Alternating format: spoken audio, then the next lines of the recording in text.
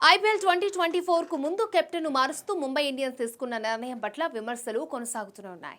రోహిత్ శర్మనే సారథిగా కొనసాగించాలని fans social media వేదికగా ఇప్పటికీ డిమాండ్ చేస్తూనే ఉన్నారు. ఈ నేపథ్యంలో ముంబై జట్టు మాజీ ఆల్రౌండర్, ప్రస్తుత batting coach Kiran Pollard Insta post నెట్టింట వైరల్ అవుతోంది. ఒక్కసారి వర్షం కురిసి వెలిసిపోయాక ప్రతి ఒక్కరికి తాము పట్టుకున్న గొడుగు భారంగానే అనిపిస్తుంది. విశ్వాసం కూడా అంతే. ఎప్పుడైతే లబ్ధి చేకూరడం ఆగిపోతుందో అప్పుడే విశ్వసనీయత కూడా చెల్లిపోతుంది అన్న అర్థంలో పోలార్డ్ ఓ కోట్ని షేర్ చేశాడు. ఇందుకు నెటిజన్ల నుంచి మిశ్రమ స్పందన వస్తోంది. ముంబై ఇండియన్స్ రోహిత్ శర్మను కెప్టెన్గా తప్పించడాన్ని ఉద్దేశించే పోలార్డ్ ఈ పోస్టు పెట్టాడని హిట్ మ్యాన్ ఫ్యాన్స్ భావిస్తూ ఉండగా, రోహిత్ తనకు తానుగా తప్పుకున్నాడు కాబట్టి ఇరు వర్గాలను ఉద్దేశించి పోలార్డ్ ఇలా అంటున్నాడని మరికొంతమంది అభిప్రాయపడుతున్నారు. కాగా ఐపీఎల్ 2024 వేలానికి ముందు టీమిండియా ఆల్రౌండర్ హార్దిక్ పాండ్యాను గుజరాత్ టైటాన్స్ నుంచి ముంబై ట్రేడ్ చేసుకున్న విషయం తెలిసిందే.